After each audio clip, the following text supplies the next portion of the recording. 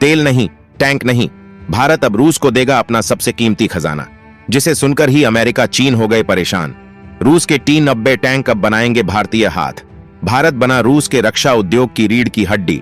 मोदी का सबसे बड़ा फैसला, 10 लाख भारतीय स्किल्ड वर्कर्स चलेंगे रूस, जब दुनिया बना रही थी दूरी। भारत ने थाम लिया हाथ। भारत का वर्क फोर्स ब्रह्मास्त्र देख गदगद पुतिन। चीन को लगा था वह बनेगा रूस का सहारा, लेकिन यूक्रेन जंग के बीच भारत ने एक ही चाल में पलट दी। पूरी बाजी एशिया में मचा हड़कंप।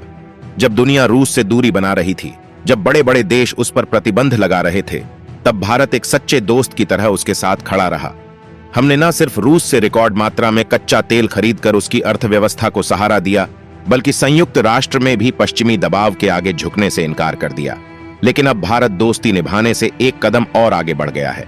भारत अब रूस को वह चीज देने जा रहा है जो भारत के लिए भी सबसे ज्यादा कीमती है, अपना मानव संसाधन, अपने 10 लाख स्किल्ड वर्कर्स।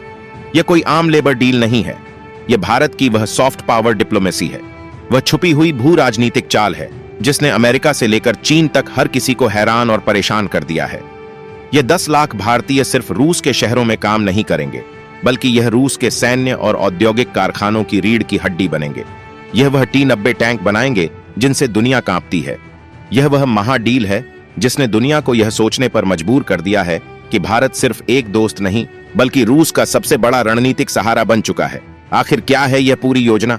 क्यों रूस को अचानक 10 लाख भारतीयों की जरूरत पड़ गई?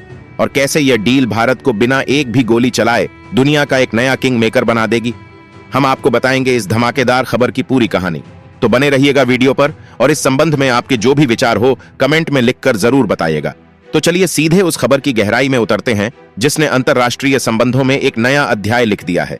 यह खबर किसी और ने नहीं, बल्कि रूस के एक बड़े उद्योगपति और Ural chamber of commerce and industry के प्रमुख आंद्रे बेसदिन ने दी है। उन्होंने जो ऐलान किया है वह किसी भूकंप से कम नहीं है। उन्होंने कहा है कि इस साल के अंत तक रूस भारत से करीब 10 लाख 1 मिलियन स्किल्ड वर्कर्स को अपने यहां काम करने के लिए बुलाएगा। यह कोई छोटी मोटी संख्या नहीं है, यह एक पूरे शहर की आबादी के बराबर है। और इस विशाल प्रक्रिया को आसान बनाने के लिए रूस के औद्योगिक दिल येरेनबर्ग शहर में भारत एक नया महावाणिज्य दूतावास कंसुलेट जनरल भी खोलने जा रहा है। अब सवाल उठता है कि दुनिया की दूसरी सबसे बड़ी सैन्य शक्ति रूस को अचानक इतनी बड़ी संख्या में भारतीय कारीगरों, इंजीनियरों और विशेषज्ञों की जरूरत क्यों पड़ गई? इसकी वजह है रूस की गहरी और बढ़ती हुई श्रम की कमी। यूक्रेन के साथ चल रहे संघर्ष की वजह से रूस के लाखों युवा सैनिक मोर्चे पर तैनात हैं। वहीं दूसरी तरफ रूस की नई पीढ़ी अब फैक्ट्रियों में या भारी उद्योगों में काम करने से कतरा रही है। इसका नतीजा यह हुआ है कि रूस के बड़े बड़े कारखाने, जहां दुनिया के सबसे खतरनाक हथियार बनते हैं, आज खाली पड़े हैं। रूस के श्रम मंत्रालय का अनुमान है कि 2030 तक रूस में 31 लाख कामगारों की कमी हो जाएगी। यह एक ऐसा संकट है जो रूस की पूरी अर्थव्यवस्था और उसकी सैन्य मशीनरी को ठप कर सकता है। और यह कमी सबसे ज्यादा कहां महसूस हो रही है? रूस के स्वेरलोस्क क्षेत्र में, जो यूराल पर्वतों में बसा है। यह इलाका रूस का औद्योगिक दिल है। यहीं पर विश्व प्रसिद्ध यूराल मार्श जैसे भारी उद्योग और यूराल वैगन जावोद जैसी कंपनियां हैं जो दुनिया भर में मशहूर T-90 सीरीज के टैंक बनाती हैं। इन फैक्ट्रियों को अपना उत्पादन बढ़ाने के आदेश मिले हैं, लेकिन उनके पास काम करने के लिए हाथ नहीं है। रूस ने श्रीलंका और उत्तर कोरिया जैसे देशों से भी मजदूर बुलाने पर विचार किया, लेकिन भारत की स्किल्ड वर्कफोर्स, उसकी तकनीकी क्षमता और उसकी विश्वसनीयता का कोई मुकाबला नहीं है। यहीं पर भारत ने एक ऐसा मास्टर स्ट्रोक खेला है जिसने सबको चौंका दिया। जब रूस को सबसे ज्यादा जरूरत थी, तब भारत ने सिर्फ तेल नहीं, बल्कि अपना सबसे कीमती मानव धन देकर यह साबित कर दिया है कि भारत की दोस्ती सिर्फ बातों तक सीमित नहीं है। भारत और रूस की यह वर्कफोर्स डील सिर्फ एक आर्थिक समझौता नहीं है, यह एक ऐसा भू राजनीतिक दांव है जिसने अमेरिका और चीन दोनों के खेमों में जबरदस्त टेंशन पैदा कर दी है। चलिए पहले बात करते हैं अमेरिका की। पिछले 3 सालों से अमेरिका और पूरे पश्चिमी जगत की सिर्फ एक ही कोशिश रही है कि रूस को अंतर्राष्ट्रीय स्तर पर पूरी तरह से अलग थलग कर दिया जाए, उसकी अर्थव्यवस्था को प्रतिबंधों से तोड़ दिया जाए ताकि वह युद्ध जारी ना रख सके। अमेरिका चाहता था कि भारत भी उसके गुट में शामिल हो और रूस से दूरी बना ले। लेकिन भारत ने न सिर्फ अमेरिका की बात नहीं मानी, बल्कि अब एक ऐसा कदम उठा लिया है जो अमेरिकी प्रतिबंधों की हवा निकाल सकता है। सोचिए, अमेरिका रूस के रक्षा उद्योग पर प्रतिबंध लगाता है, लेकिन उस रक्षा उद्योग को चलाने वाले हाथ भारतीय होंगे। अमेरिका रूस की अर्थव्यवस्था को कमजोर करना चाहता है, लेकिन उस अर्थव्यवस्था को चलाने वाले कारखानों में भारतीय इंजीनियर काम कर रहे होंगे। यह एक ऐसी स्थिति है जिसने अमेरिका को एक रणनीतिक दुविधा में डाल दिया है। अब अमेरिका भारत पर दबाव कैसे बनाएगा? अगर वह भारत पर कोई सख्त कदम उठाता है तो वह अपने एक बड़े रणनीतिक साझेदार को नाराज करेगा, और अगर वह कुछ नहीं करता तो भारत की मदद से रूस मजबूत होता रहेगा। भारत ने अपनी रणनीतिक स्वायत्तता, स्ट्रेटेजिक ऑटोनोमी का इससे बड़ा सबूत आज तक नहीं दिया था। अब आते हैं चीन पर, जिसके लिए यह खबर किसी बड़े झटके से कम नहीं है। चीन को यह उम्मीद थी कि यूक्रेन युद्ध के बाद रूस कमजोर हो जाएगा और हर तरह की मदद के लिए, खासकर सस्ते श्रम और औद्योगिक उत्पादन के लिए, पूरी तरह से चीन पर निर्भर हो जाएगा। चीन रूस को अपना एक जूनियर पार्टनर बनाना चाहता था, लेकिन भारत ने बीच में आकर चीन का पूरा खेल बिगाड़ दिया। रूस ने चीन के बजाय भारत को अपने सबसे संवेदनशील सैन्य औद्योगिक क्षेत्र में काम करने के लिए चुना। यह सिर्फ एक आर्थिक फैसला नहीं है, यह रूस का भारत पर बढ़ता हुआ विश्वास दिखाता है। एशिया में सॉफ्ट पावर की इस रेस में भारत ने चीन को एक करारी मात दी है। भारत ने यह दिखा दिया है कि वह सिर्फ एक क्षेत्रीय शक्ति नहीं, बल्कि एक ऐसा वैश्विक खिलाड़ी है जो बड़ी शक्तियों के बीच के समीकरणों को भी बदलने का दम रखता है। अब सवाल यह उठता है कि इस पूरी डील में भारत का क्या फायदा है? क्या हम सिर्फ रूस की मदद कर रहे हैं, या इसके पीछे भी कोई गहरी चाणक्य नीति छिपी है? तो इसका जवाब है, इस डील में भारत के लिए इतने गुप्त और गहरे फायदे छिपे हैं जिसका अंदाजा लगाना भी मुश्किल है। सबसे पहला और सबसे बड़ा फायदा है तकनीकी ज्ञान का हस्तांतरण, टेक्नोलॉजी इनसाइट। जब हमारे 10 lakh skilled workers, engineer, mechanic और टेक्नीशियन रूस के उन एडवांस डिफेंस प्लांट्स में काम करेंगे जहां T-90 टैंक, मिसाइल सिस्टम और दूसरे खतरनाक हथियार बनते हैं, तो वे सिर्फ मजदूरी नहीं करेंगे।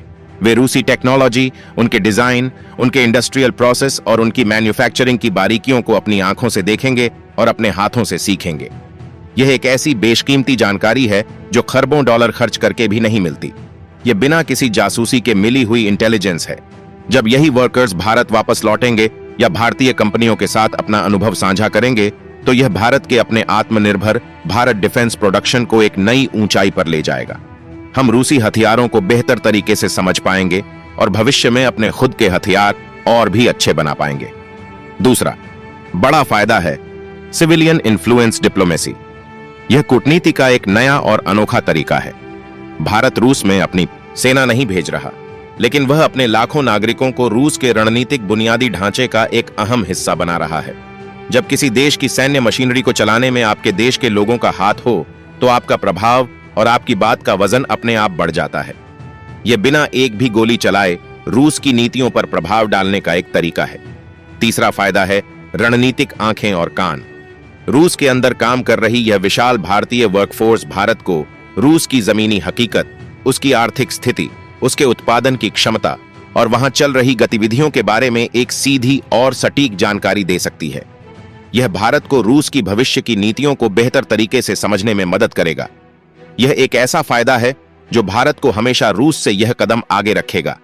यह सिर्फ एक लेबर डील नहीं है, यह भारत के भविष्य में किया गया एक रणनीतिक निवेश है। नई विश्व व्यवस्था, भारत बना रूस की लाइफलाइन। तो इस पूरी कहानी का अंतिम सार क्या है? इसका सार यह है कि भारत और रूस का रिश्ता अब एक नए दौर में प्रवेश कर चुका है। भारत अब रूस का सिर्फ एक अच्छा दोस्त, एक बड़ा तेल खरीदार नहीं है।